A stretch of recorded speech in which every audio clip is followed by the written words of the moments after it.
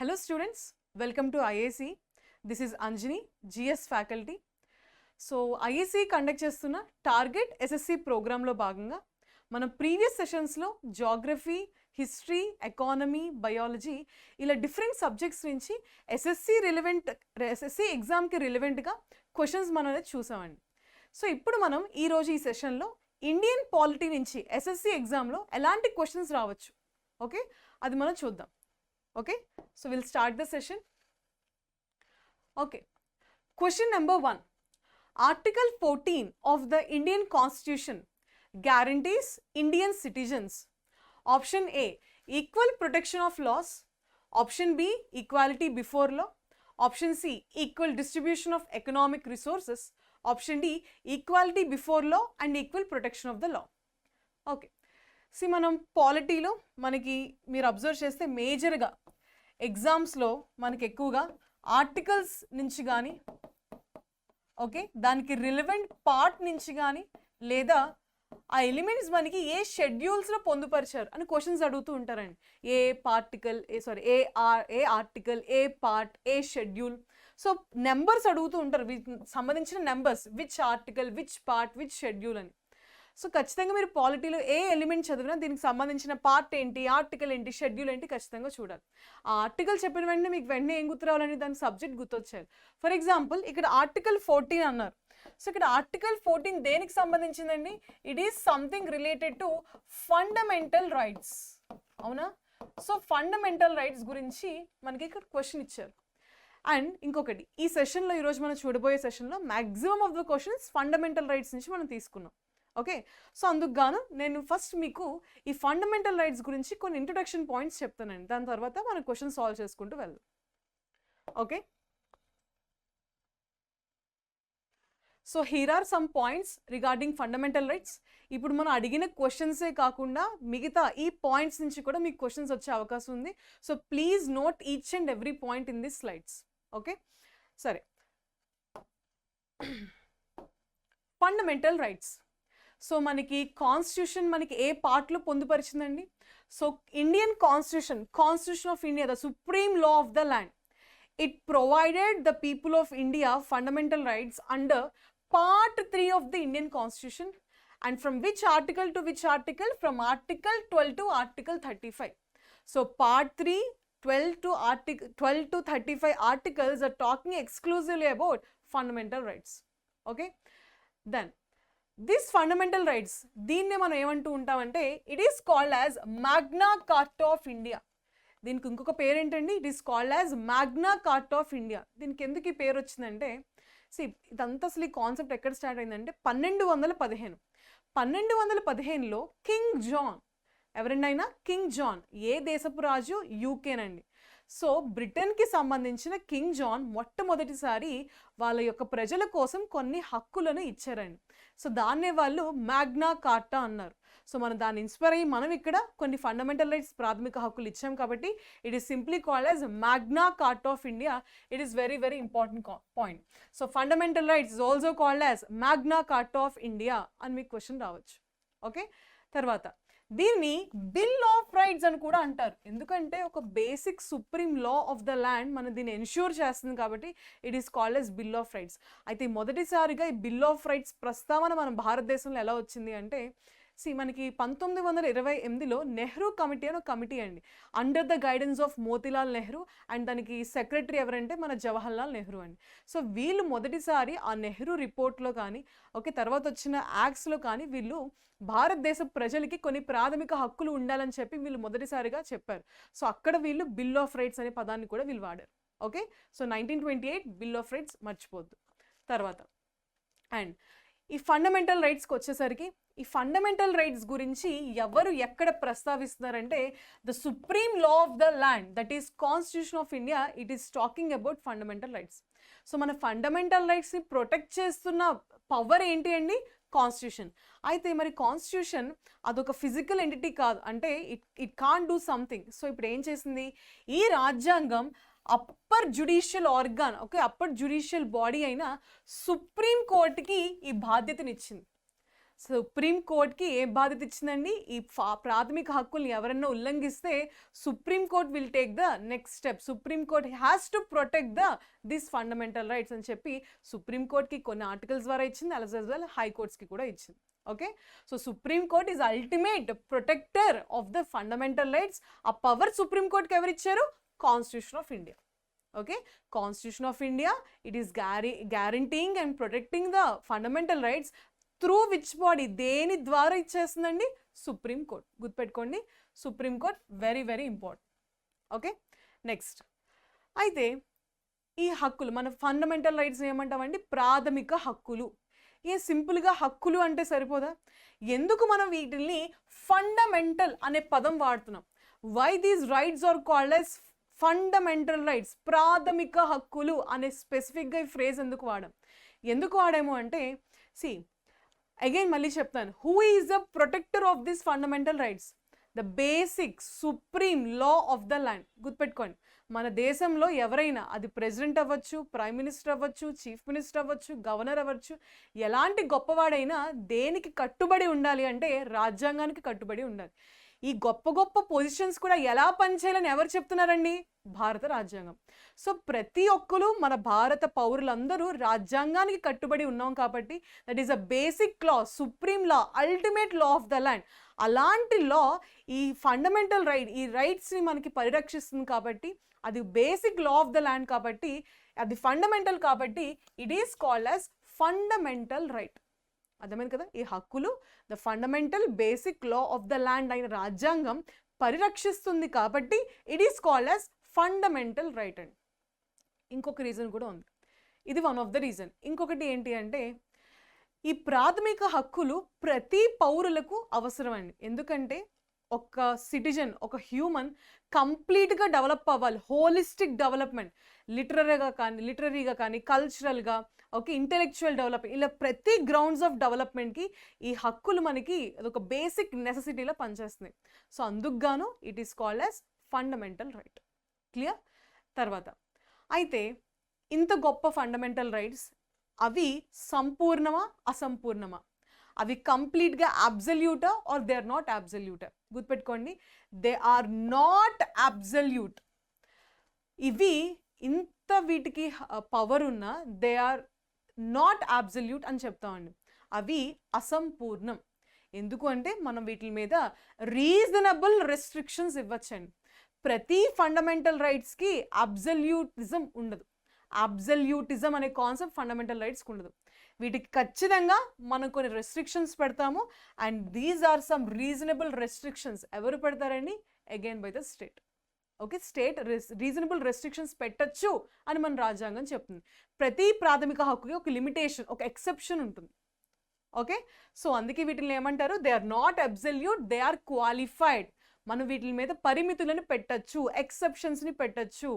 Okay, so they are qualified rights and they are not absolute. అవి అసంపూర్ణమైనవి. ఇది ఒక ఇంపార్టెంట్, ఇది కూడా మీకు బిట్గా రావచ్చండి. వెరీ వెరీ ఇంపార్టెంట్ వర్డ్స్, ఇవి కూడా మీరు చూసుకోవాలి. తర్వాత ఈ ప్రాథమిక హక్కుల గురించి మనం చూసాం, లైక్ ఏంటి, ఎందుకు దీన్ని ఫండమెంటల్ రైట్స్ అంటారు. అయితే what is the like original, ఇంకా వీటికి ఏమైనా అదర్ సిగ్నిఫికెన్స్ ఉందా? ఈ ఫండమెంటల్ రైట్స్ మనకి ఎలా హెల్ప్ అవుతున్నాయి, మన డైలీ లైఫ్కి ఇది ఎలా హెల్ప్ అవుతుందంటే, ఇది ఖచ్చితంగా గుర్తుపెట్టుకోండి. ఏదైనా ఫండమెంటల్ రైట్స్ మనకి ఎలాంటి దేశాల్లో కనిపిస్తాయంటే, ఏ దేశంలో అయితే డెమోక్రసీ, ప్రజాస్వామ్యం ఉంటుందో అక్కడ ఖచ్చితంగా ప్రాథమిక హక్కులు ఇస్తారండి. సో ఇది మనకి ప్రతి ప్రజాస్వామ్యం ఉన్న దేశం మనకి ప్రాథమిక హక్కులు బేసిక్ నెసెసిటీగా చూస్తుంది. So it is like upholding the political democracy అంటాం. సో పొలిటికల్ డెమోక్రసీని ఇంకా స్ట్రాంగ్గా, ఇంకా స్ట్రెంగ్తన్ చేస్తుంది ఫండమెంటల్ రైట్స్. ఓకే, దీంతోపాటు authoritarianism and despotic rule. Okay, so government దానికి ఉన్న పవర్స్ని మిస్యూజ్ చేయనివ్వకుండా, ఒక హిట్లర్ యాటిట్యూడ్ గవర్నమెంట్ రాకుండా, ఇది గవర్నమెంట్ యొక్క లైక్ దానికి ఎప్పుడు ఉన్న రెస్పాన్సిబిలిటీస్, దాని యొక్క ఐడియాస్ ఏంటి, ఐడియాలజీస్ ఏంటి, ఇది ప్రజలకి ఏం చేయాలి, దాని రెస్పాన్సిబిలిటీస్ గుర్తు చేస్తూ దాని డెస్పాటిక్ రూల్, అథారిటీని తగ్గించడానికి ట్రై చేస్తుంది. ఓకే, తర్వాత ఇట్ ఆల్సో ప్రొటెక్ట్స్, ఇవి చేస్తూ liberty and freedom of the పీపుల్ని ఇంకా స్ట్రాంగ్ చేస్తుందండి, స్ట్రెంగ్తన్ చేస్తుంది. It is giving the freedom and liberty for the people. Okay, so these are like main ideas and ideologies behind the enforcement of fundamental rights. Okay, తర్వాత అయితే ఈ fundamental rights అన్ని చూసాక మనం చూస్తాం ఇన్ని హక్కులు ఉన్నాయి, ఏ హక్కు దేని గురించి చెప్తుంది, ఇవన్నీ చూసాక ఒక కామన్ సిటిజన్కి కానీ ఒక లిటరేట్ మ్యాన్కి కానీ ఏమనిపిస్తుంది అంటే, I'm not saying 100% fundamental rights ఇలాగే ఉంటాయని చెప్పట్లేదండి. సమ్ ఫండమెంటల్ రైట్స్, దీంట్లో కొన్ని ఫండమెంటల్ రైట్స్ స్టేట్కి నెగిటివ్గా ఉంటాయి. సో ఇక్కడ స్టేట్ అంటే సింపుల్గా లిటరరీ మీనింగ్ తీసుకోవద్దండి. ఆంధ్రప్రదేశ్, మహారాష్ట్ర, కర్ణాటక స్టేట్ అంటే ఇది కాదు. ఇక్కడ స్టేట్ అంటే గవర్నమెంట్. తర్వాత మీకు స్టేట్ డెఫినేషన్ కూడా ఇక్కడ ఇస్తాను. ఇక్కడ బేసిక్గా అర్థం చేసుకోండి. ఇక్కడ స్టేట్ అంటే గవర్నమెంట్ అండి.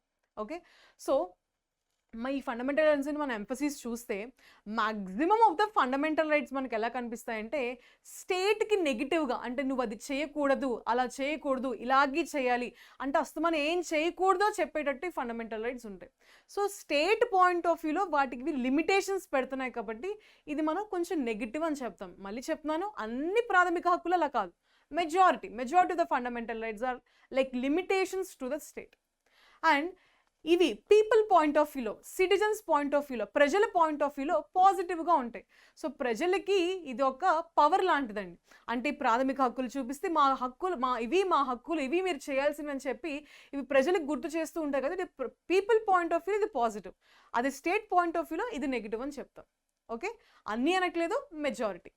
తర్వాత సరే, ఈ ప్రాథమిక హక్కులు ఎవరెవరికి వర్తిస్తాయి, ఎవరెవరికి వర్తించవు, ఇది ఇంపార్టెంట్ అండి. మీకు అడుగుతారు, ఒక ఆర్టికల్ ఇస్తారు, ఒక ఆర్టికల్ ఇచ్చి ఇది సిటిజన్స్కి అప్లికబులా, ఓకే, ఫారినర్స్కి అప్లికబులా, ఎనిమీ ఏలియన్స్కి అప్లికబులా. సో చూద్దాం, అవి కూడా చూద్దాం. సో ఫండమెంటల్ రైట్స్ అన్ని సిటిజన్స్ ఆఫ్ ఇండియా అంటే భారత పౌరులందరికీ ఈ ప్రాథమిక హక్కులు లభిస్తాయి, ఎటువంటి రెస్ట్రిక్షన్స్ ఉండవు. ఓకే, కొన్ని లిమిటేషన్స్ ఉంటాయి, ఎక్సెప్షన్స్ ఉంటాయి, అది వేరే విషయం. బట్ ఈ ప్రాథమిక హక్కులు సిటిజన్స్ ఆఫ్ ఇండియాకి వర్తిస్తాయి. తర్వాత ఫారినర్స్కి కొన్ని హక్కులు వర్తిస్తాయి, కొన్ని హక్కులు వర్తించవు. ఓకేనండి, కొన్ని హక్కులు ఫారినర్స్కి ఇస్తాము. For example right to life, article 21 ఫారినర్కి కూడా ఇస్తాం. ఓకే, నెక్స్ట్ దీంట్లోనే ఇంకో గ్రూప్ ఉంటుందండి. ఏ ప్రాథమిక హక్కులైతే ఫారినర్స్కి, విదేశీయులకి వర్తించవో, మనకి కొంతమంది ఫ్రెండ్లీ ఏలియన్స్ ఉంటారు. ఫర్ ఎగ్జాంపుల్ మిత్ర దేశాలు, శత్రు దేశాలు అంటారు. సో కొన్ని మన శత్రు దేశాలకు సంబంధించిన పౌరులకు ఇవ్వం. మిత్ర దేశాలు, ఏలియన్స్ అంటే ఎవరు? ఏలియన్ అంటే ఏంటి? మన వాడు కాని వాడిని ఏలియన్ అంటారు, అంత కదండి. వేరే గ్రహం నుంచి వచ్చిన వాళ్ళని ఏమంటారు? ఏలియన్స్ అంటారు. సో ఇక్కడ మనకి మన దేశం వాడు కాదు, కానీ వాడు మనకి ఫ్రెండ్ అనమాట. So is a friendly alien, అంటే ఫ్రెండ్లీ ఫారినర్ అని రిఫర్ చేయడానికి మనకి ఈ పదం వాడతారండి, ఫ్రెండ్లీ ఏలియన్. సో వీళ్ళకి ఎక్స్క్లూజివ్గా మనం కొన్ని ప్రాథమిక హక్కులు ఇస్తాం. అర్థమవుతుందా? సో ఫారినర్స్కి కొన్ని అప్లై అవుతాయి, కొన్ని అప్లై అవ్వవు. ఫ్రెండ్లీ ఏలియన్స్కి కూడా కొన్ని అప్లై అవుతాయి, కొన్ని అప్లై అవ్వవు. బట్ సిటిజన్స్ ఆఫ్ ఇండియాకి అన్నీ అప్లై అవుతాయి. ఓకే, నెక్స్ట్ ఈ ఫండమెంటల్ రైట్స్కి ఇంకొక ఇంపార్టెంట్ క్యారెక్టరిస్టిక్ ఏంటి అంటే దీస్ ఆర్ జస్టిషియబుల్ అంటాం. జస్టిషియబుల్ అంటే నీ ప్రాథమిక హక్కులను ఎవరన్నా ఉల్లంఘిస్తే you can directly approach the court. You can even directly approach the Supreme Court directly. Okay, అదే ఈ లైన్ని ఎక్స్ప్లెయిన్ చేసే పదం ఏంటండి? Fundamental rights are justiciable. నీ ప్రాథమిక హక్కులను ఎవరన్నా ఉల్లంఘిస్తే నువ్వు వెంటనే ఒక కోర్టుని ఆశ్రయించవచ్చు, డైరెక్ట్గా సుప్రీం కోర్టుని కూడా ఆశ్రయించవచ్చు. ఈ ప్రావిజన్ని ఏమంటామంటే ఫండమెంటల్ రైట్స్ ఆర్ జస్టిషియబుల్ అని అంటాం. క్లియర్? సో మనకి ఎవరు గ్యారంటీ చేస్తున్నారు? పైన మనం చెప్పుకున్నాం, ఎవరు ప్రొటెక్ట్ చేస్తున్నారు? Constitution is protecting the fundamental rights through supreme court. So supreme court is ultimate guarantor of the fundamental rights. Clear? This also important point. తర్వాత సో ఇక్కడ మన ఫండమెంటల్ రైట్స్కి సంబంధించిన కొన్ని ఫీచర్స్ చూసాం. తర్వాత ఇక్కడ చూడాలి, ఇంకొకటి రాశాను, దే ఆర్ నాట్ పర్మనెంట్ అన్నానండి. Fundamental rights are not permanent. What is the meaning of this phrase, not permanent? See, ఇవి మనకి ఎల్లప్పుడూ లైక్ 365 రోజులు మనకి ఇవి లభించవండి. అప్పుడప్పుడు కొన్ని కండిషన్స్లో అత్యవసర పరిస్థితులు అంటే emergency, national emergency, state emergency, financial emergency, అక్కడ మన ప్రాథమిక హక్కులు కొన్ని వైలేట్ అవ్వబడతాయి, తీసేసుకుంటారండి. President abolishes our fundamental rights, president suspends our fundamental rights. Not all the fundamental rights, some fundamental rights. ఎప్పుడండి? ఎమర్జెన్సీ కండిషన్స్లో టెంపరీగా సస్పెండ్ చేయవచ్చు. So hence they are not permanent. ఇంకొన్ని ప్రాథమిక హక్కులు కంప్లీట్గా రాజ్యాంగం నుంచి తీసివేయబడచ్చు. Example, right to property, it was deleted from the fundamental rights, it was changed to legal right. మనం దాని గురించి కూడా మాట్లాడుకుందాం. ఓకే, సో ఇంకొన్ని ఉంటాయి. Directive principles of state policy. So మనకి తరచుగా కాన్ఫ్లిక్ట్ ఏంటి అంటే, మనకి నార్మల్గా అంటారు ఏ చట్టం కూడా ఫండమెంటల్ రైట్స్ని వ్యతిరేకించకూడదు. ఏదైనా ఒక చట్టం ఫండమెంటల్ రైట్స్ని ఉల్లంఘిస్తే వెంటనే మనం దాన్ని రద్దు చేసేస్తాము. Any law which is violating fundamental rights shall be declared as null and void. ఇది మళ్ళీ దీంట్లో కూడా ఎక్సెప్షన్ ఉంటుందండి.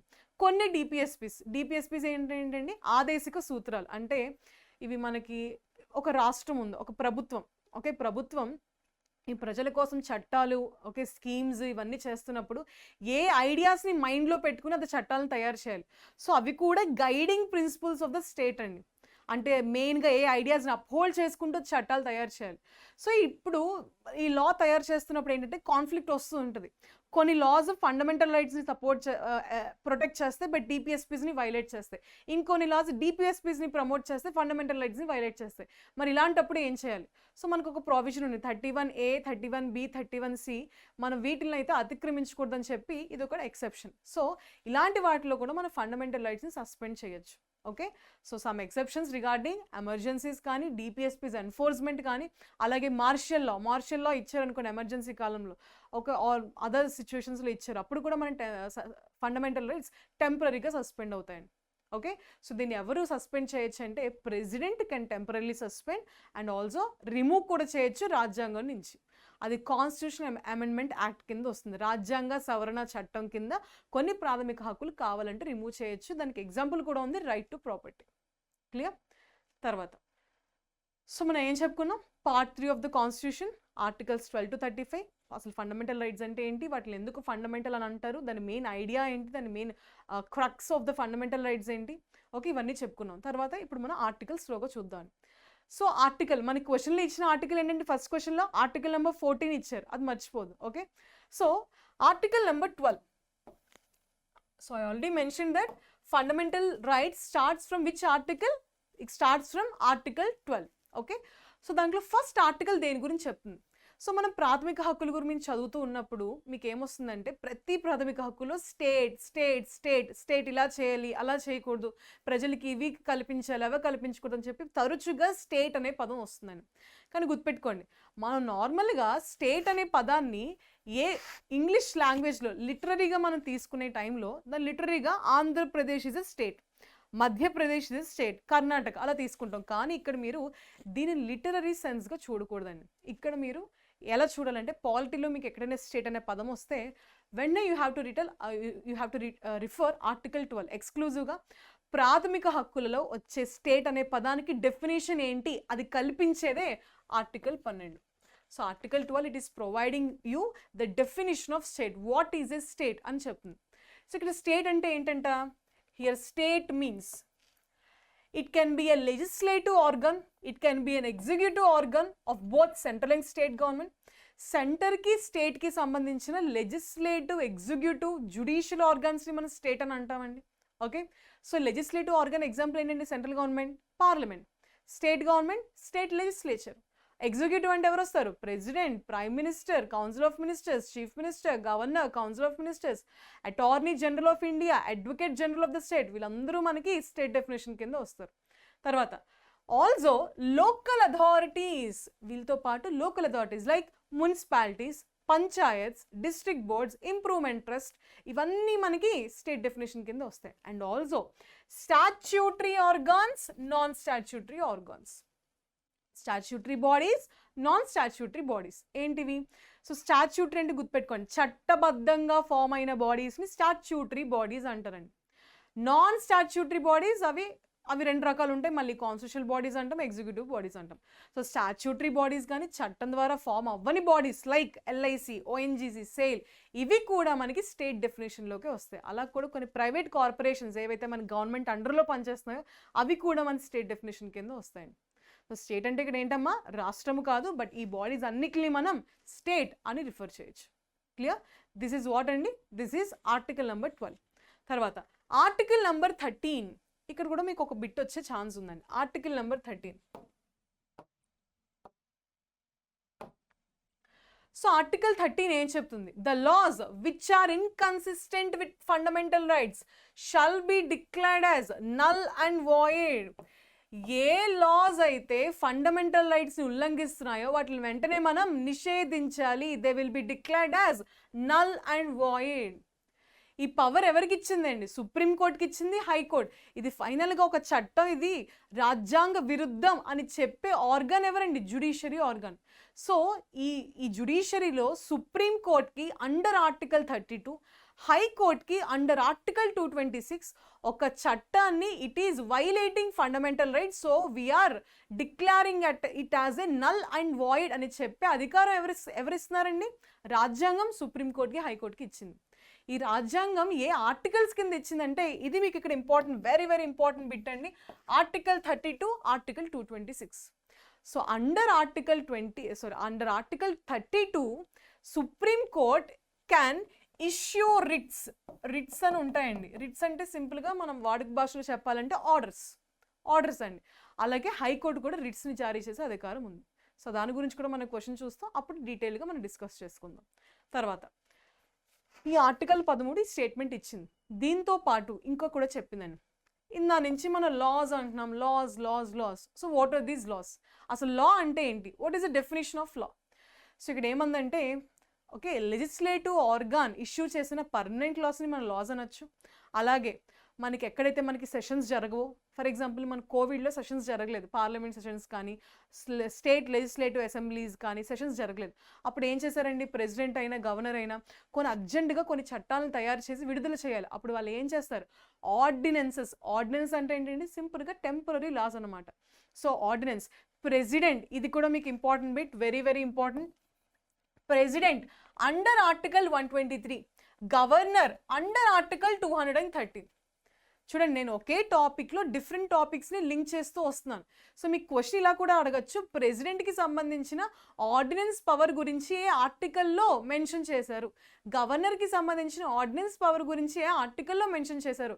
ఇప్పుడు ఈ టాపిక్ నుంచి, ఇప్పుడు నేను రాసిన ఈ కంటెంట్ నుంచి ఒక 10 డిఫరెంట్ క్వశ్చన్స్ తయారు చేయొచ్చు. సో ప్రతి పాయింట్ మీరు అబ్జర్వ్ చేయాలి. ఓకే, సో ప్రెసిడెంట్కి సంబంధించిన ఆర్డినెన్స్ పవర్ ఎక్కడుందండి? ఆర్టికల్ 123. గవర్నర్కి సంబంధించిన ఆర్డినెన్స్ పవర్ ఎక్కడుంది? Article number 230. So under these two articles, president as well as governor has the power to make a law that is called as ordinance making power. Very very important. Okay, so వీటిని laws అనొచ్చంట. Statutory, non statutory bodies ఇచ్చే bylaws ని laws అనొచ్చంట. Rules, regulations, non legislative orders, okay, వీటి ఏదైనా laws అని మనం ప్రస్తావించవచ్చు. అయితే ఇనీషియల్గా మన భారత రాజ్యాంగం ఏం చెప్పింది అంటే, ఈ లా కింద కాన్స్టిట్యూషనల్ అమెండ్మెంట్ అనేది రాదు అని చెప్పిందండి. Law is not equal to constitutional amendment. ఇప్పుడు వీటిలన్నిటిని మనం లాస్ అన్నాం, కానీ రాజ్యాంగ సవరణ చట్టం లా కిందకి రాదు అని చెప్పింది. దీని మీద చాలా డిబేట్స్ జరిగాయి, చాలా కేసెస్ జరిగాయి. In the very famous case, very very important case, Kesavananda Bharati versus state of Kerala. Very important historic judgement in the Indian history అండి. So Kesavananda Bharati versus state of Kerala, ఈ జడ్జ్మెంట్లో సుప్రీంకోర్టు ఏం చెప్పింది అంటే, కాన్స్టిట్యూషనల్ అమెండ్మెంట్, రాజ్యాంగ సవరణ చట్టం కూడా లా డెఫినేషన్ కింద వస్తుంది. సో రాజ్యాంగ సవరణ చట్టాలు కూడా మన ప్రాథమిక హక్కులు వైలేట్ చేయకూడదు అని ఒక జడ్జ్మెంట్ ఇచ్చిందండి. అర్థమవుతుందా? So this is very very important judgement. So 1973లో ఈ జడ్జ్మెంట్ ఇవ్వడం జరిగింది. ఓకేనండి, this is your probable question. So these are some important points regarding fundamental rights. So మనం ఆర్టికల్ 12 టు ఆర్టికల్ 35లో ఎన్ని ఆర్టికల్స్ కంప్లీట్ చేసామండి? Article number 12 and article number 30. Okay,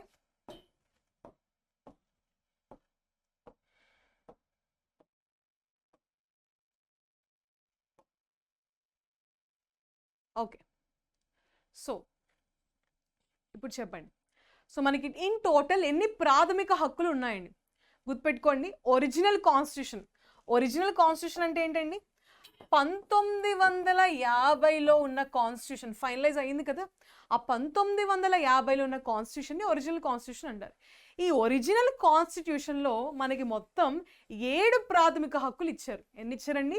7 ప్రాథమిక హక్కులు ఇచ్చారు. Original constitution consist of 7 fundamental rights. అయితే మనకి నేను ఇక్కడ ఇయర్ చెప్పను, ఇది చాలా కామన్గా అందరికీ తెలిసిన ఫ్యాక్ట్, ఇది మీరే నాకు చెప్పాలి. ఒక ప్రాథమిక హక్కు, దాన్నే రైట్ టు ప్రాపర్టీ అంటారు. ఈ రైట్ టు ప్రాపర్టీని ఒక రాజ్యాంగ సవరణ చట్టం ద్వారా ఏ సంవత్సరములో దీన్ని రిమూవ్ చేసేసి, okay, article 31 it was removed. ఇప్పుడు దీన్ని ఏం చేశారండి? It was converted to a legal right. And A article దాన్ని పెట్టారంటే 300A పెట్టారండి. సో ఏమైంది? ఆర్టికల్ 31 రిమూవ్ చేసి it was shifted to article 300A. So what is your work today? So ఇప్పుడు మీరు నాకు చెప్పాలి, రీసెర్చ్ చేసి ఏ రాజ్యాంగ సవరణ చట్టం ద్వారా దీన్ని తీసివేశారు, ఏ సంవత్సరంలో తీసివేశారు. So please comment in the comment section. Okay, ఏ రాజ్యాంగ సవరణ చట్టం ఏ సంవత్సరంలో ఈ రైట్ టు ప్రాపర్టీని ఓకే తీసివేశారో నాకు చెప్పాలి. క్లియర్? ఓకే, సో ఇప్పుడు మనం చూద్దాం ఈ ఫండమెంటల్ రైట్స్కి సంబంధించి. ఫస్ట్ ఫండమెంటల్ రైట్, ఇదే మన క్వశ్చన్ అండి, right to equality. So right to ఈక్వాలిటీలో మనకి ఎన్ని ఆర్టికల్స్ ఉన్నాయండి? మొత్తం 5. గుర్తుపెట్టుకోండి, 14, 15, 16, 17, 18. ఈ 5 ఆర్టికల్స్ కలిస్తేనే మనకి రైట్ టు ఈక్వాలిటీకి ద రియల్ ఎసెన్స్ అండి. సో ఈ 5 ఆర్టికల్స్ కంబైన్డ్గా ఏ రైట్ గురించి మాట్లాడుతున్నాయండి? Right to equality. ఈ 5 ఆర్టికల్స్లో ఏ రైట్ లేకపోయినా మనకి రైట్ టు ఈక్వాలిటీ లేదు. So article number 14, 15, 16, 17, 18, these 5 articles it is talking about right to equality. Okay, A article miss అయినా right to ఈక్వాలిటీకి justice పోయినట్టు. Okay, so very important. Next, right to freedom. Right to freedom 19, 20, 21 and 22. So 4 articles are collectively talking about right to freedom. Right to freedom గురించి 4 ఆర్టికల్స్లో ప్రస్తావించారు, 19, 20, 21, 22. Next, right against exploitation mentioned in article 23, article 24. Right to freedom of religion 25, 26, 27, 28, 4 articles. ఇది మీకు ఎలా స్టార్టింగ్లో ఎలా గుర్తుంటుంది, మాకు చాలా కష్టంగా ఉంది అని మీరు అనుకోవచ్చు, బట్ ఇట్ ఈజ్ ఈజీ అండి. ఓకే, మీరు తరచుగా రోజు ఒక 1 week మీరు అలా బైహార్ట్ చేసుకుంటూ వచ్చారనుకోండి, మనకు గుర్తుండిపోతాయి. Okay, so right to freedom of religion, ఇక్కడ రిలీజియన్ అంటే మీకు వెంటనే గుర్తు రావాల్సిన నెంబర్ ఏంటంటే 25 అండి. 25, 26, 27, 28 right to freedom of religion. Okay, cultural and educational rights 29 and 30. Cultural and educational rights 29 and 30. Right to property article 31 it was mentioned in the original constitution, but ఇప్పుడు దాన్ని రిమూవ్ చేసేసారు. Okay, next, right to constitutional remedies article 32. It is famously called as heart and soul of the constitution. దీని గురించి కూడా మనకు question వచ్చిందని will discuss. Okay, so these are some fundamental rights. These are all the fundamental rights. ఒరిజినల్గా 7 ఉన్నాయి, ఇప్పుడు దీన్ని మనం ఏం చేసామండి? It was deleted. సో ఇప్పుడు మనకి మొత్తం ఎన్ని ప్రాథమిక హక్కులు ఉన్నాయి? కేవలం 6 మాత్రమే ఉన్నాయి. Okay, so article 12 definition of state, article 13 definition of law, and ఏ లాస్ అయితే ఫండమెంటల్ రైట్స్ని వైలేట్ చేస్తున్నాయో అవి ఏం జరుగుతాయో మనకు అక్కడ ఇచ్చారు. తర్వాత 14, 15, 16, 17, 18 right to equality, 19 to 22 right to freedom, 23 to 24 right against exploitation, 25 to 25 right to freedom of religion, 29, 30 cultural and educational rights, 31 was removed, 32 right to constitutional remedies. Then what about the 3 other things? 33, 34, 35 these are some exceptions. So ప్రాథమిక హక్కుల్ని ఏ సిచ్యువేషన్స్లో మనం suspend చేయొచ్చు, వాటి exceptions ఏంటి, ఇవన్నీ మనం 33, 34, 35లో చెప్పుకుంటామండి. Clear? So this is about all the things regarding fundamental rights. ఇప్పుడు మన క్వశ్చన్ ఏంటమ్మా? Article 14. Yes, so article 14 it is not a fundamental right. చాలా మంది స్టూడెంట్స్ తప్పుగా అర్థం చేసుకుంటారు. 14 అనేది రైట్ టు ఈక్వాలిటీ, ఒక హక్కులో ఒక ఆర్టికల్ అండి. మనకి ఎక్స్క్లూజివ్గా ఆర్టికల్ 14 నుంచి క్వశ్చన్ ఇచ్చారు, అంటే ప్రాథమిక హక్కు, ఓకే, సమానత్వపు చట్టం రైట్ టు ఈక్వాలిటీలో ఒక క్వశ్చన్ ఇచ్చారు. సమానత్వపు హక్కు నుంచి ఒక ఆర్టికల్ ఇవ్వడం జరిగింది, అదే ఆర్టికల్ 14 ఈక్వాలిటీ బిఫోర్ లా. దీని టైటిల్ ఏంటండి? Equality before law. So article 14 ఏం చెప్తుంది? ఆర్టికల్ 14 ఏం చెప్తుందంటే the state shall not deny to any person equality before law, equal protection of law on the grounds of religion, race, caste, sex, place of birth. Very very important point. So article 14 ఏం చెప్తుందండి? State, ఇక్కడ state అంటే definition చెప్పుకున్నామా? So state అంటే ఏంటండి? State అంటే it can be legislative, executive, judiciary, local authorities, private authorities working under the government. ఇవన్నీ ఏ సిటిజన్కి ఈ 2 హక్కులు ఇవ్వకుండా డినై చేయలేదు. ప్రతి స్టేట్లో ఉండే ఆర్గాన్ ఈ 2 హక్కుల్ని పరిరక్షించాలి. ఇవి రక్షిస్తూనే చట్టాలు కానీ రూల్స్ కానీ తయారు చేయాలి. ఓకే, సో వాడు ధనికుడైనా పేదవాడైనా, గొప్పవాడైనా మామూలు వాడైనా, he can be the prime minister, president, a common man, no one is like above the law అని చెప్పేదే equality before law. Okay, so equality before law ఏం చెప్తుంది అంటే it is talking exclusively about 2 points అండి. ఈ points ఏంటి అంటే equality before లా అనే కాన్సెప్ట్ గురించి మాట్లాడుతుంది and as well as equal protection of లా. చట్టం ముందు అందరూ సమానులే, ఈక్వాలిటీ బిఫోర్ లా. చట్టము ద్వారా అందరికీ సమాన రక్షణ, equality protection of law. Very very important అండి. ఓకే, చట్టం ముందు అందరూ సమానులే, ఈక్వాలిటీ బిఫోర్ లా. చట్టము ద్వారా, చట్టము మూలంగా అందరికీ సమాన పరిరక్షణ, equal protection of law. Very very 2 important beautiful concepts. చాలామంది ఏమనుకుంటారంటే ఈ 2 కాన్సెప్ట్స్ సిమిలర్ అనుకుంటారండి, బట్ ఈ రెండింటికి చాలా వ్యత్యాసం ఉంది. ఇది ఒకసారి చూద్దామండి మనం.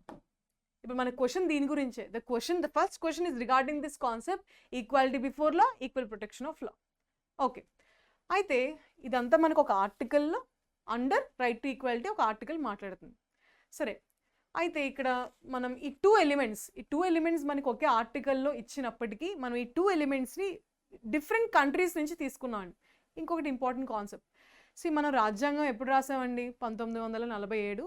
Okay, so it all started in 1948లో మనకి ఎక్స్క్లూజివ్గా మనం స్టార్ట్ చేసాం. అయితే ఈ రాజ్యాంగం ముందు మనం ఏం చేసుకున్నాం? ఒక కాన్స్టిట్యూంట్ అసెంబ్లీ కానీ, దీంట్లో చాలా కమిటీస్ కానీ, డ్రాఫ్టింగ్ కమిటీ అని ఒక కమిటీ, ఓకే, దాంట్లో మళ్ళీ చాలా సభ్యులు ఎక్స్క్లూజివ్గా వీళ్ళు కాన్స్టిట్యూషన్ డ్రాఫ్టింగ్లో ఇన్వాల్వ్ అవుతారు. సో మనం it all started in the year 1947, అవునా? సో అప్పటికి చాలా దేశాలు ఓకే డెమోక్రసీ అని పబ్లిష్ చేసుకున్నాయి, డెమోక్రసీ ఇండిపెండెంట్ కంట్రీస్ అని డిక్లేర్ చేసుకున్నాయి. మనం చాలా లేట్ అయిపోయింది స్వాతంత్రం వచ్చేసరికి. అప్పటికి America because of many revolutions అది చాలా అప్గ్రేడెడ్గా ఉంది. ఓకే, అది రాజ్యాంగం రాసుకుంది. సో అప్పటికి ఏమైందంటే ఫర్ ద ఫస్ట్ టైం మన స్వాతంత్ర వీరులందరికీ ఫస్ట్ టైం, అంటే అప్పటి వరకు మనం ఎన్నో వందల సంవత్సరాలు ఒక ఫారిన్ డామినేషన్ కింద ఉన్నాం. సడన్గా మనకి స్వాతంత్రం ఇచ్చారు, రాజ్యాంగం రాసుకోవాలి, మనకు ఎక్స్పీరియన్స్ లేదు. సో ఏం చేశారంటే ఈ డ్రాఫ్టింగ్ కమిటీ మెంబర్స్ వివిధ దేశాలకి తిరిగారండి.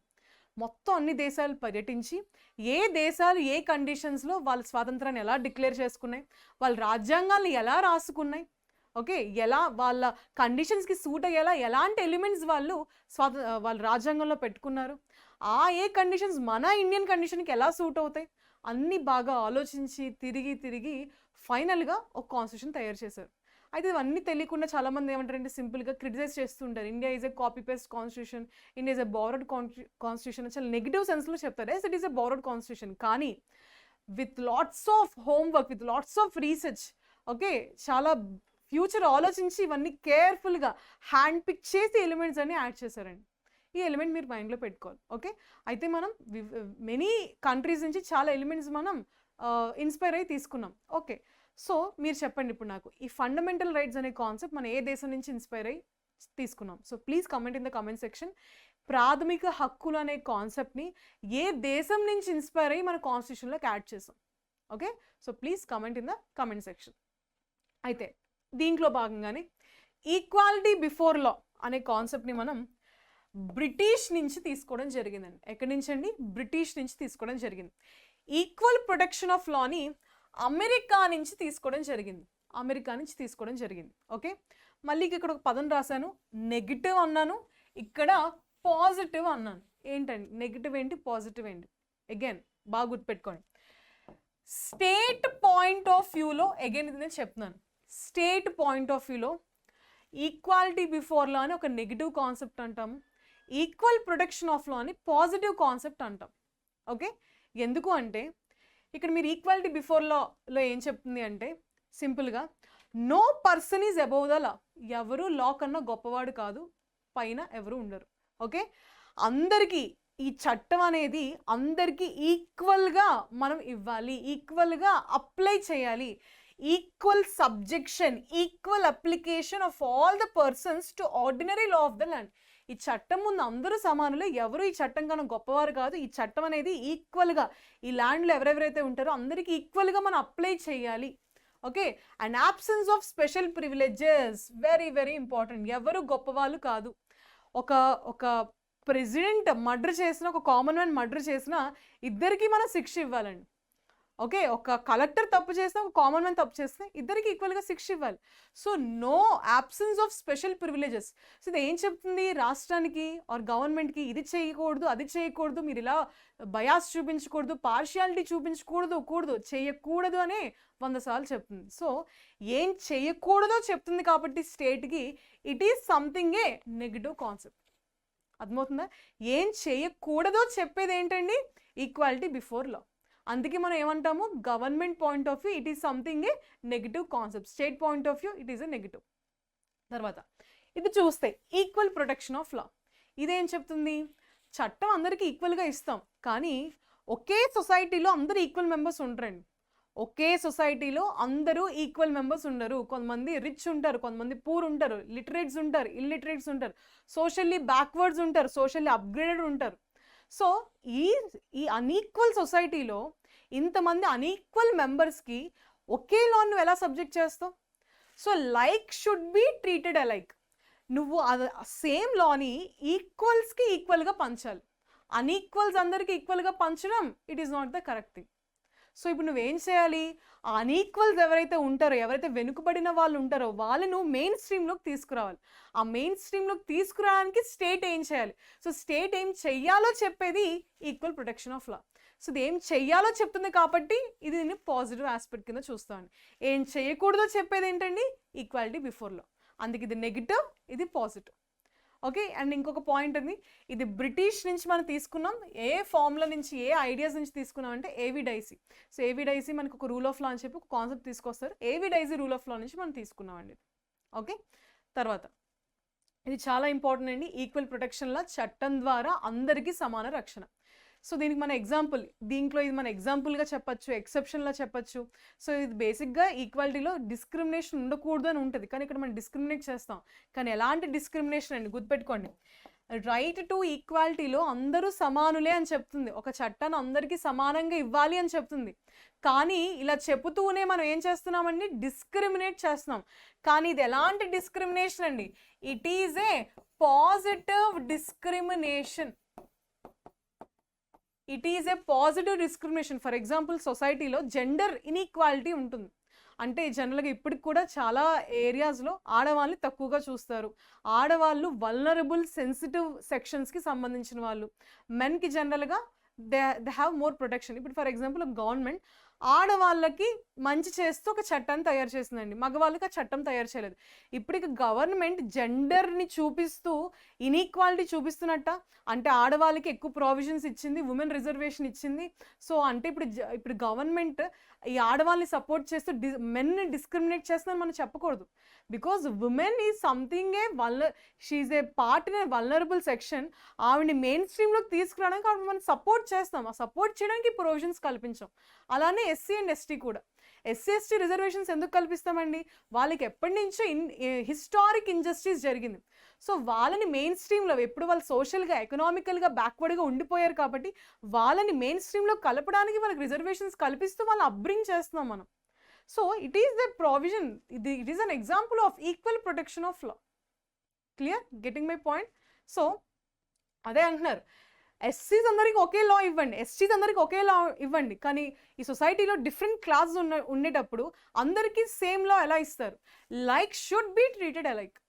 Okay, so among the equals law should be equal and equally administered. And దీనికోసం ఏం చేయాలండి? స్టేట్ కొన్ని యాక్షన్స్ తీసుకోవాలి, కొన్ని అఫర్మేటివ్ యాక్షన్స్ తీసుకోవాలి.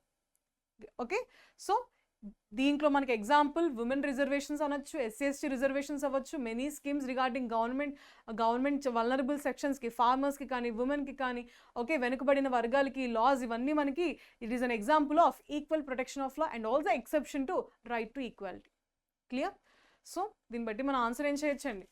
First question. So question number 1, article 14 of the Indian constitution ఇది ఏం గ్యారంటీ చేస్తుంది? Equality before law and equal protection of law. Option D, it is a right answer. Second question, what constitutional provision enables the central government to provide reservation in jobs and educational institutions for the weaker sections of the society? Article 14, Article 16, Article 46, Article 19. See again మనకి articles, fundamental rights ఇవన్నీ మీరు చూస్తున్నారా? 14, 16, 19 fundamental rights అండి. ఇది 46 మాత్రం directive principles of state policy అనే topic నుంచి తీస్తారు. అయితే క్వశ్చన్ ఏమడుగుతున్నారు? ఏ కాన్స్టిట్యూషనల్ ప్రొవిజన్, ఇక్కడ ఇచ్చిన ఏ ఆర్టికల్ సెంట్రల్ గవర్నమెంట్ ప్రజలకు రిజర్వేషన్స్ కల్పించవచ్చు అనే ఒక ప్రొవిజన్ని ఎనేబుల్ చేసింది అని క్వశ్చన్ అడుగుతున్నారండి. ఓకే, సో ఇక్కడ మన ఆర్టికల్స్ చూద్దాం. So already we have seen like right to equality చూసాం కదండి. సో దీంట్లో మనం ఏం చూసాం? రైట్ టు ఈక్వాలిటీలో ఫస్ట్ ఆర్టికల్ నెంబర్ 14 చూసాం, అవునా? సో ఆర్టికల్ 15 ఏం చెప్తుందండి? No citizen on grounds of race, religion, caste, sex, place of birth they can subject to liability. So మనం ఈ సిటిజన్స్ని ఎక్స్క్లూజివ్గా ఏ గ్రౌండ్స్లో అండి? Race, religion, caste, sex, place of birth ఈ గ్రౌండ్స్లో మనం వాళ్ళని పబ్లిక్ ప్లేసెస్కి వెళ్ళనివ్వకుండా ప్రొహిబిట్ చేయకూడదు. ఏ ప్లేసెస్ అయితే ఎక్స్క్లూజివ్గా స్టేట్ మెయింటైన్ చేస్తుందో వాటిలో వాళ్ళని ఈ గ్రౌండ్స్ చూపించి డిస్క్రిమినేట్ చేయకూడదు. నీ ఇంటికి నీకు నచ్చిన వాళ్ళని అలో చేసుకో, అక్కడేం ప్రాబ్లం ఉండదండి. కానీ ఎప్పుడైతే ఒక పబ్లిక్ ప్లేస్కి వెళ్తున్నామో అక్కడ ఈ సెక్షన్ వాళ్ళు ఇక్కడ రావాలి, ఆడవాళ్ళే రావాలి, మగవాళ్ళే రావాలి, లేదా బ్యాక్వర్డ్ పీపులే రావాలి, బ్యాక్వర్డ్ పీపుల్ రావకూడదు, ఓన్లీ అప్వర్డ్ క్లాస్ వాళ్ళే రావాలి, ఇలాంటి రెస్ట్రిక్షన్స్ ఈ గ్రౌండ్స్లో పెట్టకూడదు. Exclusively for the access of public places like public tanks అవ్వచ్చు, టెంపుల్స్ అవ్వచ్చు, ఘాట్స్ అవ్వచ్చు. ఓకే, సో ఇది ఆర్టికల్ 15. మన క్వశ్చన్లో దేని గురించి అడుగుతున్నారు? రిజర్వేషన్స్. సో దానికి దీనికి సంబంధం లేదు, so it is not our option అండి. తర్వాత ఆర్టికల్ 16. ఓకే, ఆర్టికల్ 15ని ఫేమస్గా ప్రొహిబిషన్ ఆఫ్ డిస్క్రిమినేషన్ అంటారు. Article 16 it is talking about equality of opportunities. Very very important, ఇదే మన ఆన్సర్ అండి. Equality of opportunities in matters of public employment. Public ఎంప్లాయ్మెంట్లో equal opportunities ఉండాలి, కానీ ఓకే ఒక ఎక్సెప్షన్ ఇచ్చింది. ఓకే, ఇంకొకటి equality of opportunities in the matters of public employment, no discrimination on the grounds of race, religion, caste, sex, place of birth, descent, ఇవన్నీ common grounds అండి. అయితే ఇదే ఆర్టికల్ 16 ఈక్వాలిటీ ఆఫ్ ఆపర్చునిటీ ఉండాలి అని చెప్తుంది, as well as ఒక exception కూడా ఇచ్చింది. బ్యాక్వర్డ్ క్లాసెస్ని మెయిన్ స్ట్రీమ్లోకి తీసుకురావడానికి you can have some exceptions. రిజర్వేషన్స్ని లీగలైజ్ చేసింది, రిజర్వేషన్స్ని like it is not unconstitutional చెప్పిందండి ఆర్టికల్ 16. సో ఆర్టికల్ 16లో ఉన్న ప్రొవిజన్ ఏం చెప్తుందండి? We can give reservations to the backward classes. So it is our answer. Answer is article 16. తర్వాత article 17 abolition of untouchability గురించి మాట్లాడుతుంది. Article 18 abolition of titles. So 14, 15, 16, 17, 18. 14 right to ఈక్వాలిటీలో first article equality before law, equal protection of law. 15 దేని గురించి మాట్లాడుతుందండి? Prohibition of discrimination on which grounds? On these grounds. 16 equality of opportunities in the matters of public employment. 17 abolition of untouchability. 18 abolition of titles. ఓకేనా? ఇవన్నీ కలిస్తే మనకి ఏంటమ్మా? Right to equality. So ఇప్పుడు reservations concept ఎక్కడ వస్తుందండి మనకి? So reservations concept what constitutional provision enables the central government మనకి ఆర్టికల్ 16లో వస్తుంది. Okay, so this is coming under the provision of article 16 and hence option B is the right answer. So article 46 DPSP ఏం చెప్తుందంటే weaker section అంటే ఎలాంటి weaker section అంటే ఎకనామికల్గా okay educational పరంగా ఉన్న వీకర్ సెక్షన్స్ని మనం వీళ్ళకి గవర్నమెంట్ చేయూతనివ్వాలని చెప్పి ఆర్టికల్ 46 చెప్తుంది. Okay, so it is the answer. Answer is option B, article 16. Next question, మూడవ ప్రశ్న. In the Indian constitution the right to freedom is covered from article 19 to 22, article 26 to article 30, article 14 to article 18, article 23 to article 25. See very very important ఏంటండి? Article 19, 22 okay, మనం already first ఇవన్నీ discuss చేసుకున్నాం. Actually 25 to 28 ఇక్కడ మనకి తప్పులు ఇచ్చారు. Okay, 14, 15, 16, 17, 18 ఇదేంటమ్మా right to equality, ఇది equality కింద వస్తుంది, అవునా? తర్వాత 19, 20, 21, 22 the second right to freedom, ఇదే మన ఆన్సర్ అండి, రైట్ టు ఫ్రీడమ్ కింద వస్తుంది. 23, 24 right against exploitation, 25, 26, 27, 28 right to freedom of religion. So అసలు ఈ ఆర్టికల్స్ మనకి ఒక గ్రూప్లో ఉండవండి. ఓకే, సో మనం రాంగ్ ఆప్షన్స్గా పెడతాం. ఇది రైట్ టు ఈక్వాలిటీ గురించి మాట్లాడుతుంది, ఇది రైట్ టు ఫ్రీడమ్ గురించి మాట్లాడుతుంది. మనకు క్వశ్చన్ అడిగారు రైట్ టు ఫ్రీడమ్ మనకి దేని కింద వస్తుందంటే ఆప్షన్ ఏ ఆర్టికల్ 19 to 22. ఇక్కడ మనం ఆల్రెడీ చూసుకున్నాం. సో చూడండి ఇక్కడ మనం చూసామా ఈ ఆర్టికల్స్. ఇప్పుడు క్వశ్చన్ అడిగారండి right to freedom A articles అని అడిగారు, ఇవన్నీ మనం ఆల్రెడీ చూస్తాం. Okay, so and coming to right to freedom చూసుకుంటే మనకి ఫస్ట్ మనకి ఆర్టికల్ అంటే రైట్ టు ఫ్రీడమ్లో మనకి ఎన్ని ఉన్నాయండి, 19, 20, 21, 22. First article in right to freedom is article 19. ఈ ఆర్టికల్ 19 మనకి ఎక్స్క్లూజివ్గా 6 ఫ్రీడమ్స్ గురించి మాట్లాడుతుందండి, 6 ఫ్రీడమ్స్ గురించి మాట్లాడుతుంది. ఆ 6 ఫ్రీడమ్స్ ఏంటంటే speech and expression, assembly. Okay, we have the right to speech and expression, we have right to assembly, right to association, right to movement, right to residence, right to profession. ఇవన్నీ మనకి 6 freedoms. Article 20 ఏం మాట్లాడుతుంది, so conviction ఎప్పుడైతే మీకు ఆఫెన్స్కి గురి అవుతారో అప్పుడు మనకి ఎలాంటి ప్రొటెక్షన్స్ కల్పిస్తుంది రాజ్యాంగం. Article 20 protection in the respect of matter of conviction for offences. Article 21 it is very famously called as right to life అండి, right to life and privacy article 21. Right to education గురించి ఎవరు మాట్లాడుతున్నారు, right to elementary education article 21A. What about article 22? Article 22 మనకి protection in respect of arrest and detention. మనకి ఎప్పుడైనా మనం arrest అయినప్పుడు detention అయినప్పుడు మనకి ఎలాంటి హక్కులు ఉంటాయి, ఎలాంటి రైట్స్ ఉంటాయో చెప్పేది ఆర్టికల్ 22. అర్థమవుతుందా? సో ఇవన్నీ ఏంటమ్మా, ఇవన్నీ కలిస్తే మనకి right to freedom. So 19 to 22. So ఇది కూడా మన question. So what is the answer? Answer is option A, 19 to 22. Option A is the right answer. Next question, fourth question. Article 21 of the Indian Constitution, protection of life and personal liberty. It deals with option A, union government. Option B, fundamental rights of the Indian citizen. Option C, state government. Option D, directive principles of state policy. Very easy question అండి. అక్కడ already మీకు నేను first నా introduction slide వింటే మీరు డైరెక్ట్గా answer పెట్టేయచ్చు. Article 21 దేని కింద వస్తుంది, ఫండమెంటల్ రైట్స్ అనే కాన్సెప్ట్ కింద వస్తుంది. So what is our answer? Answer is option B, fundamental rights of the Indian citizen. Okay, so article 21 దేని గురించి మాట్లాడుతుంది, protection of life and personal liberty. దీన్నే మనం సింపుల్గా రైట్ టు లిబర్టీ అని కూడా అంటాం. ఓకే, ఐఎమ్ సారీ, ఏమన్నాను, రైట్ టు లిబర్టీ కదండి, I'm sorry. Article 21 is simply also called as a right to life అండి. Okay, article 21 it is also called as right to life. Okay, so ఈ article 21 దేని కింద వస్తుంది? So క్వశ్చన్లా కూడా అడగచ్చు, article 21 ఏ ప్రాథమిక హక్కు కింద వస్తుంది అంటే రైట్ టు ఫ్రీడమ్ అని రావాలి ఆన్సర్. ఓకే, ఇది మనకి ఓవరాల్గా ఫండమెంటల్ రైట్స్ అనే టాపిక్ కింద వస్తుంది. So article 21 right to life, article 21A right to primary education, article 22 protection in respect of arrest and detention. 20 మాట్లాడుకున్నాం, 19 మాట్లాడుకున్నాం. Okay, so again I'm saying it comes under right to freedom. So what is the answer? Answer is option B, the fundamental rights of Indian citizen. Fifth question, the freedom of press is mentioned in which of the following rights? Option A, equality before law. Option B, right to expression. Option C, union freedom. Option D, work security. See, freedom of press.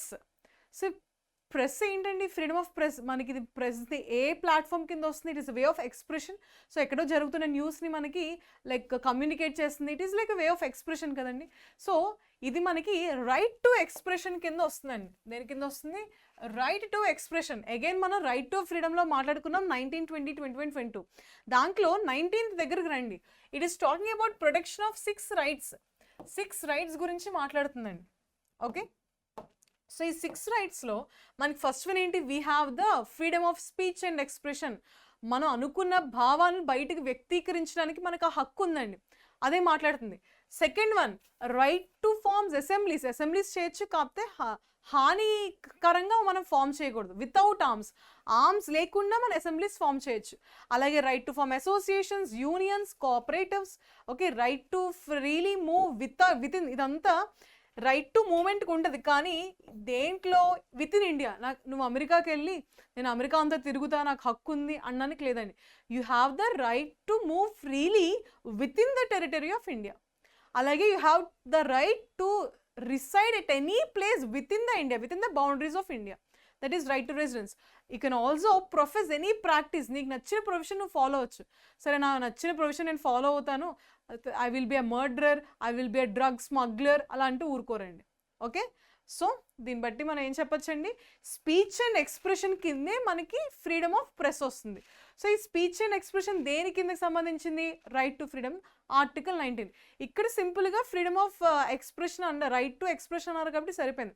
లేదా ఈ freedom of press A article కింద వస్తుంది అని అంటే అప్పుడు మీరు ఏం చెప్పాలండి, ఆర్టికల్ 19. ఏ ఆర్టికల్ కింద వస్తుందంటే ఆర్టికల్ 19. ఏ రైట్ కింద వస్తుందంటే right to freedom. Okay, so దీన్ని బట్టి మనం 5th క్వశ్చన్ ఆన్సర్ ఏమని చెప్పొచ్చు, this right to freedom it is coming under the concept of right to expression, article number 19. Please remember. So option B is the right answer. Next question, 6th question. Article 24 of the Indian Constitution, prohibition of employment of children in factories etc. deals with option A, fundamental rights of the Indian citizen, option B, union government, option C, state government, option D, directive principles of state policies. See, ఇక్కడ చాలా ఇంటెలిజెంట్గా ఏమి ఇచ్చారండి, ఒక article ఇచ్చారు, ఆ article a టాపిక్కి సంబంధించిందని ఇచ్చారు. Okay, for example question ఇలా కూడా రావచ్చింది, ఆర్టికల్ 14 ఏమి ఇవ్వకుండా prohibition of employment of children in factories అని ఇస్తే ఇంకా అయిపోయినట్టు. ఎందుకంటే చాలామంది స్టూడెంట్స్కి ఏంటంటే ఆర్టికల్ 24 దీని గురించి మాట్లాడుతుంది అని తెలీదు, వాళ్ళు బట్టి పట్టేస్తారు, ఫండమెంటల్ రైట్స్ ఆర్టికల్ 12 to 35 అని చెప్పి ఎగ్జామ్కి వెళ్ళిపోతారు. కానీ ఇప్పుడు ఇక్కడ క్వశ్చన్లో ఆర్టికల్ ఇచ్చారు, దీనికి సంబంధించిన కంటెంట్ ఇచ్చారు. ఫర్ ఎగ్జాంపుల్ క్వశ్చన్లో ఆర్టికల్ ఇవ్వకుండా only prohibition of employment of children in factories దేనికి సంబంధించిన అడిగారు అనుకోండి, అప్పుడు మీరు ఖచ్చితంగా స్టూడెంట్స్ కన్ఫ్యూజ్ అవుతారు, డిపిఎస్పీసా ఫండమెంటల్ రైట్స్ అని కన్ఫ్యూజ్ అవుతారు. సో గుర్తుపెట్టుకోండి, ఆర్టికల్స్ చదివేటప్పుడు ఆర్టికల్స్ టైటిల్స్ ఏంటి, ఇప్పుడు మనం చూసాం 14 రైట్ టు ఈక్వాలిటీలో ఈక్వాలిటీ బిఫోర్ లా. ఓకే, ఇలా మనకి టైటిల్స్ జస్ట్ అలా మీరు రివైజ్ చేస్తూ ఉంటే మీకు గుర్తుండిపోతాయి. అర్థమైందా, బట్టి పడడానికి ట్రై చేయకండి. ఓకే, సో ఇక్కడ చూడండి మనకి ఆర్టికల్ 24, సో మీ అందరికీ తెలిసిందే, it comes under the subject of fundamental rights. So fundamental rights A part అండి, పార్ట్ 3, ఆర్టికల్ 12 to ఆర్టికల్ 35. నేను మీకు పదేగా చెప్తున్నాను ఎందుకంటే మీకు గుర్తుండిపోవాలి, ఈ సెషన్ అయ్యేసరికి ఫండమెంటల్ రైట్స్ పార్ట్స్ కానీ ఆర్టికల్ నెంబర్స్ కానీ మనం డిస్కస్ చేసుకున్న రైట్స్ అన్నీ మీకు వచ్చేయాలి. ఓకే, సరే, so first one right to equality చూసాము, రైట్ టు ఫ్రీడమ్ చూసాము. What is the third fundamental right అండి, right against exploitation. What is the third fundamental right, right against exploitation. So మనం దేని గురించి మాట్లాడుకుంటున్నాం ఇప్పుడు, right against. Already right to equality గురించి మాట్లాడాము, రైట్ టు ఫ్రీడమ్ గురించి మాట్లాడాము, ఇప్పుడు ఏంటండి రైట్ అగెయిన్స్ట్ ఎక్స్ప్లాయిటేషన్ గురించి మాట్లాడదాం. Yes, right against exploitation. So దీంట్లో ఎన్ని ఆర్టికల్స్ ఉన్నాయమ్మా, only 2 articles, 23 and 24, right against exploitation. 23 ఏం చెప్తుంది అంటే prohibition of traffic in human beings and forced labour. So హ్యూమన్స్ని గూడ్స్ అమ్మినట్టు అమ్మకూడదండి, ట్రాఫికింగ్ ఇన్ హ్యూమన్ బీయింగ్స్ని కంట్రోల్ చేస్తుంది. As well as forced labour, వట్టి చాకరీని కూడా నిర్మూలిస్తుంది ఆర్టికల్ నెంబర్ 23. ఆర్టికల్ 24 ఏం చెప్తుంది, prohibition of employment of children in factories. సింపుల్గా ఏం చెప్తుందంటే హజార్డస్ ప్లేసెస్లో, డేంజరస్ ప్లేసెస్, ఎగ్జాంపుల్ ఫ్యాక్టరీస్, మైన్స్లో చిల్డ్రన్స్ని ఎంప్లాయీస్గా పెట్టకూడదు. సరే, చిల్డ్రన్స్ అంటే ఎవరు, ఏ ఏజ్ వాళ్ళని ఈ ఆర్టికల్ చిల్డ్రన్ అంటుంది. According to this article children అంటే ఏంటంట, 14 ఏళ్ళ లోపల వయసు ఉన్న వాళ్ళందరినీ చిల్డ్రన్ అన్నారండి. సో లెస్ దాన్ 14 years పిల్లల్ని హజార్డస్ ప్లేస్లో, ఎగ్జాంపుల్ ఫ్యాక్టరీస్, మైన్స్లో వీళ్ళని ఎంప్లాయ్ చేయకూడదు, ఇది నిషేధం అని ఎవరు చెప్తున్నారండి, ఆర్టికల్ 24. దాని అర్థం ఇలా కూడా తీసుకోవచ్చా, హజార్డస్ ప్లేసెస్లో పిల్లల్ని పెట్టకూడదు అన్నారు. దాని అర్థం ఏంటండి? సేఫ్ ప్లేస్లో పిల్లల్ని పెట్టచ్చా? Yes. Article 24 it is talking, very very important, article 24 it is talking only about the employment of children in hazardous places. మరి సేఫ్ ప్లేసెస్ అంటే ఫర్ ఎగ్జాంపుల్ హోటల్స్లో, పబ్లిక్ ప్లేసెస్లో, ఇళ్లలో సర్వెంట్స్గా పిల్లల్ని పెట్టుకోవచ్చా? పెట్టుకోవచ్చు అని ఆర్టికల్ 24 చెప్తుంది. ఆర్టికల్ 24 కేవలం హజార్డస్, డేంజరస్ ప్లేసెస్ గురించి మాత్రమే చెప్తుంది. మరి సేఫ్ ప్లేస్ గురించి చెప్పట్లేదు. మరి మనం తరచుగా చూస్తుంటాం న్యూస్ పేపర్లో, ఆర్టికల్స్లో, వాళ్ళు ఎవరో చిన్నపిల్లల్ని చాకరీకి పెట్టించుకున్నారు, సో వాళ్ళని అరెస్ట్ చేశారు. మెనీ ఆఫ్ ద ఐఏఎస్ ఆఫీసర్స్ని, మినిస్టర్స్ని కూడా అరెస్ట్ చేశారు. మరి ఇది ఆర్టికల్ 24 ఏం చెప్పట్లేదు కదా అంటే నో. ఒక చట్టం ఉందండి 1986లో, 1986లో prohibition of child labour act అని చెప్పి తీసుకొచ్చారు. ఈ చట్ట ప్రకారంగా అది తప్పండి. ఆర్టికల్ 24 ప్రకారంగా అది తప్పు కాదు. చట్ట ప్రకారంగా ఒక గవర్నమెంట్ చట్టం చేసింది 1986లో, prohibition of child labour act. దాంట్లో కూడా 14 లోపు ఏళ్ల పిల్లల్ని మనం ఈ వర్క్ ప్లేసెస్లో మనం ఎంప్లాయ్ చేసుకోకూడదు చట్టం చెప్తుంది. But article 24 it is only talking about hazardous places. అర్థమవుతుందా? సో ఈ ఏజ్ కూడా గుర్తుపెట్టుకోండి. ఇది కూడా మీకు క్వశ్చన్ రావచ్చు. అండి, ఏజ్ గుర్తుపెట్టుకోండి. Okay. So article 23 prohibition of traffic and forced labour, 24 prohibition of employment of children exclusively in the cases of మనకి హజార్డస్ ప్లేసెస్. సో ఇప్పుడు మనకు క్వశ్చన్ ఏమి అడిగారు? ఆర్టికల్ 24 అడిగారు, అవునా? సో ఆర్టికల్ 24 దేని గురించి మాట్లాడుతుంది ఏంటండి? Fundamental rights. Option A it is the correct answer. Okay, fundamental rights. Next question, seventh question. No person can be employed in factories or mines unless he is above the age of. ఇప్పుడే మనం discuss చేసుకున్నాం article 24 prohibition of employment of children. So ఇక్కడ ఏమడుగుతున్నారు? No person can be employed in factories or mines unless. Factories, mines ఏంటి? Hazardous ప్లేసెస్కి ఎగ్జాంపుల్గా చెప్పుకున్నామా? అంటే దేని కింద వస్తుంది? ఆర్టికల్ 24 కింద వస్తుంది. మళ్ళీ నెక్స్ట్ క్వశ్చన్ కూడా ఆర్టికల్ 24 గురించి అడిగారు. చూసారు, ఒక టాపిక్ని ట్విస్ట్ చేసి ఎన్నిసార్లు ఎలా అడగచ్చు. సో వాట్ ఈస్ ఆన్సర్ అండి? మీ అందరికీ తెలుసు ఆన్సర్ ఏంటి? 14 years లోపు పిల్లల్ని మనము ఓకే ఎంప్లాయ్ చేసుకోకూడదు. So what is answer? Answer is option B, 14 years. Next question, 8th question. Which article of the Indian Constitution did Dr. B.R. Ambedkar termed as heart and soul of the Indian Constitution? Option A, Article 14. Option B, Article 19. Option C, Article 356. Option D, Article 32. See, again articles are given in the option 14, 19, 32. These are something related to fundamental rights. గుర్తుంది కదా? మరి article 356 ఏంటి?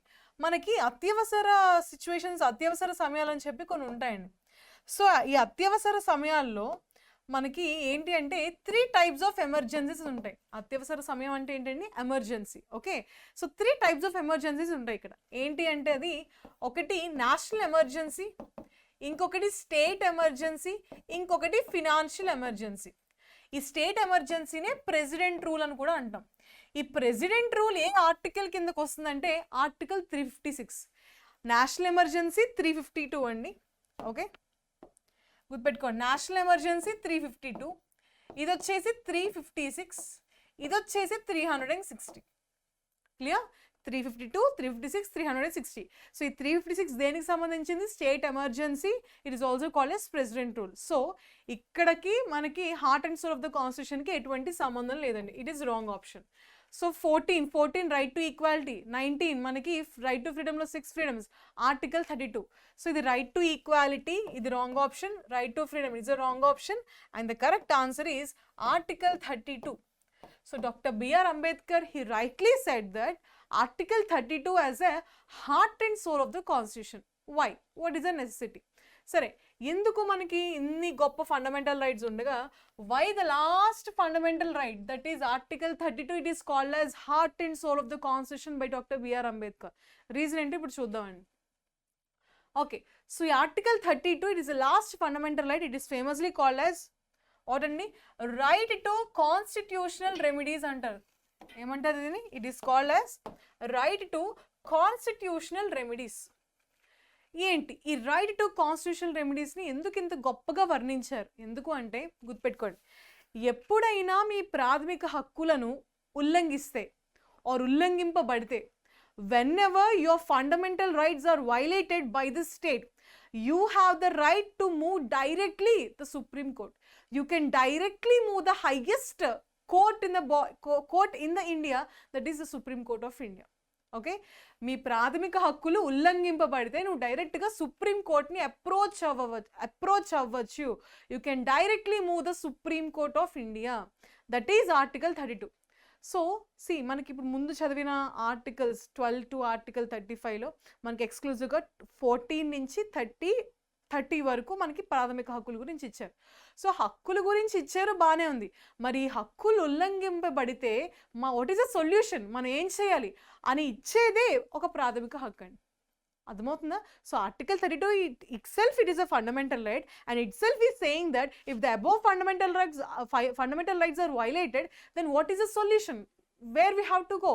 So it is mentioning that you can directly move Supreme Court. So it is like a solution provider for the effective unimplementation of fundamental rights. Okay, so hence it is rightly said that it is called as a heart and soul of the constitution. ఈ ప్రాథమిక హక్కులు లేకపోతే మిగతా ప్రాథమిక హక్కులకి the real meaning లేనట్టేనండి. Okay, so ఇంత ఆలోచించి దానికి ఫ్రేజ్ని పెట్టడం జరిగింది. ఓకే, సో ఈ fundamental rights are violated, you can directly move supreme court. అప్పుడు సుప్రీం కోర్ట్ ఏం చేస్తుందండి, 5 రకాల రిట్స్ని ఇష్యూ చేస్తుంది. సో సుప్రీం కోర్ట్ ఆర్టికల్ 32 కింద దానికి ఆ పవర్ వచ్చింది. It can issue writ. What is a writ? So writ అంటే it can be official order. So writ is nothing but simple లాంగ్వేజ్లో చెప్పాలంటే ఇది ఒక ఆర్డర్ అండి. సుప్రీం కోర్ట్ ఇచ్చే ఆర్డర్ అనొచ్చు, వారెంట్ అనొచ్చు, డైరెక్షన్ అనొచ్చు, కమాండ్ అనొచ్చు. So this is the definition of the writ. And already మనం చెప్పుకున్నాం 32 కింద సుప్రీం కోర్ట్కి పవర్ ఉంది. ఆర్టికల్ నెంబర్ 226 కింద ఎవరికి పవర్ ఉందండి? హైకోర్టుకి పవర్ ఉంది. 32 సుప్రీం కోర్ట్, 226 హైకోర్ట్, గుర్తుపెట్టుకోవాలి. ఓకే, సో రిట్ అది ఎన్ని రకాల రిట్స్ ఇస్తుందండి సుప్రీం కోర్ట్ ఈ ఆర్టికల్ కింద? It can give 5 writs. In total 5 number of writs ఉన్నాయి. సో ఈ రిట్స్ గురించి మనం నెక్స్ట్ క్వశ్చన్లో మాట్లాడుకుందాం. ఓకే, సో ఇప్పుడు మనకి క్వశ్చన్ ఆన్సర్ చూద్దాం. Okay, so it is the answer అండి. So which article is called as heart and soul of the constitution? Option D, it is the correct answer. Okay, next question. Next question, 9th question. Under which article of the constitution can an individual move the Supreme Court directly in case of any violation of fundamental rights? ఇప్పుడు చూసారా, same concept మనం ముందే discuss చేసుకున్నాం దీని గురించి. The same concept they asked అండి. Okay, so ఏమడుగుతున్నారు, under which article of the constitution can an individual directly move the supreme court in case of violation of fundamental rights? చెప్పాలి ఏ article? Article number 32. అవునా? Heart and soul of the constitution, right to constitutional remedies, right to constitutional remedy. Remedy means solution. If your fundamental rights are violated, then what is the solution? The solution is provided by the fundamental right itself, that is right to constitutional remedies. So again, article 32, option A is the correct answer. Okay, next question, 10th question. Which type of writ, please observe the word writ, we already discussed about it.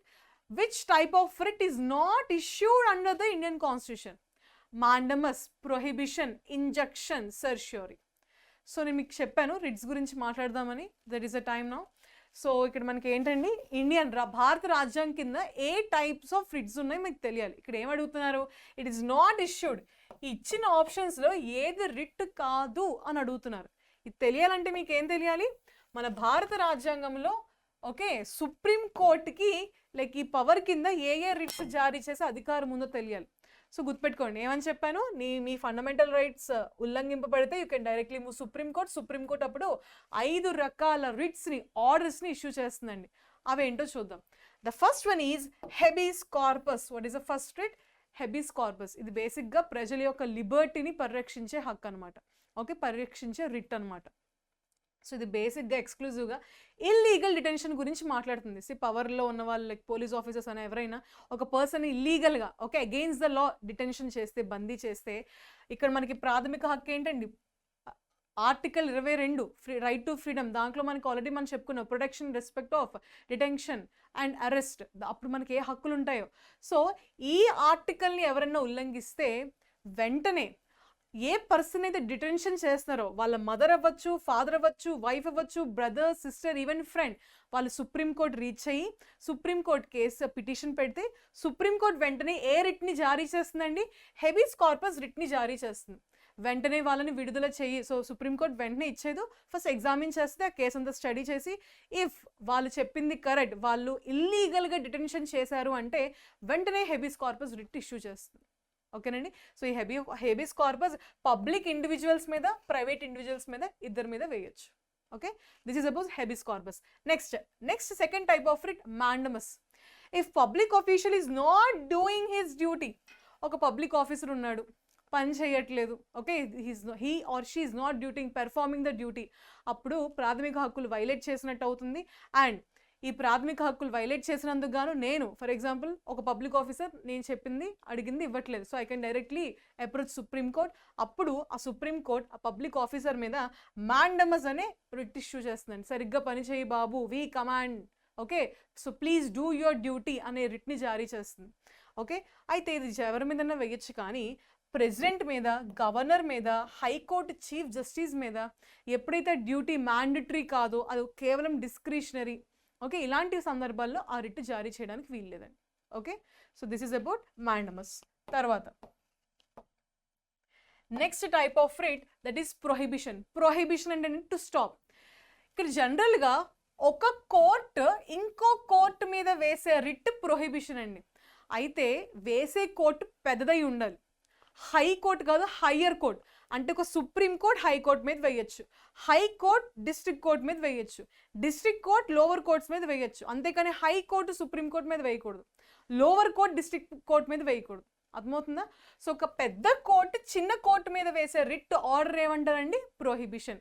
ఇది జనరల్గా ఎప్పుడైనా పరిధి దాటి lower court పనిచేసినప్పుడు ఈ high court దానికి గుర్తు చేస్తూ ఉంటుంది అండ్ ప్రొహిబిషన్ రిట్ని జారీ చేస్తుంది. ఓకే, తర్వాత సెర్ష్యూరీ. సెర్ష్యూరీ, ప్రొహిబిషన్ రెండు సిమిలరే, కొన్ని డిఫరెన్సెస్ ఉంటాయి. సెర్ష్యూరీ కూడా ఒక పెద్ద కోర్టు చిన్న కోర్టుకి రిట్ జారీ చేస్తుందండి. ఇక్కడ ఏంటి అంటే జనరల్గా ఆర్డర్, చిన్న కోర్టు ఇచ్చే ఆర్డర్ పెద్ద కోర్టు స్క్వాష్, అంటే ఆర్డర్ని స్క్వాష్ చేసి మళ్ళీ కొత్త ఆర్డర్. ఇప్పుడు మనం పిటిషన్ పెట్టుకుంటూ ఉంటాం, మీకు ఇక్కడ లోవర్ కోర్టులో పని అవ్వకపోతే డిస్ట్రిక్ట్ కోర్టుకి వెళ్తారు, అక్కడ పని అవ్వకపోతే హైకోర్టుకి వెళ్తారు, అక్కడ అవ్వకపోతే సుప్రీం కోర్టుకి వెళ్తారు. అంటే మీకు న్యాయం జరగలేదు అనిపిస్తే పిటిషన్ మీద పెట్టుకుంటూ హయ్యర్ కోర్ట్స్కి వెళ్తూ ఉంటారు. సో ఒక లోవర్ కోర్ట్ ఇచ్చిన ఆర్డర్ని హయ్యర్ కోర్ట్ స్క్వాష్ చేస్తే అప్పుడు మనకి సెర్ష్యూరీ. లేదా ఒక హయ్యర్ కోర్ట్ చిన్న కోర్టుని అడగచ్చు కేసు ట్రాన్స్ఫర్ చేసి నేను చూసుకుంటానని చెప్పి, ఇలాంటి కండిషన్స్లో మనకి సెర్ష్యూరీ వాడతారు. తర్వాత క్వో వారెంటో. ఒక పబ్లిక్ ఆఫీసర్ ఇల్లీగల్గా ఒక జాబ్కి వచ్చాడండి. సో ఆయన ఇల్లీగల్గా పబ్లిక్ ఆఫీస్ని అజ్యూమ్ చేశాడు, తర్వాత ఎలాగో తెలిసింది. సో ఒక పర్సన్ వెళ్ళి ఈయన ఇల్లీగల్గా ఈ పోస్ట్కి వచ్చారు అని ఆయన ఎవరన్నా పిటిషన్ వేస్తే సుప్రీంకోర్టులో, సుప్రీంకోర్టు వెంటనే ఎంక్వైరీ చేస్తుంది, తర్వాత మనకి కో వారెంటో రిట్ పంపిస్తుంది. ఏ అధికారంతో నువ్వు అక్కడ కూర్చున్నావు అని అడగడాన్ని కో వారెంటో అంటారండి. So these are about the 5 types of writs. ఏంటి చెప్పండి?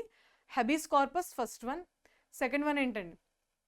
హెబీస్ కార్పస్, తర్వాత మాండమస్, తర్వాత prohibition, next one certiorari, and the next one is quo warranto. These are the 5 types of writs issued by the Supreme Court under which article?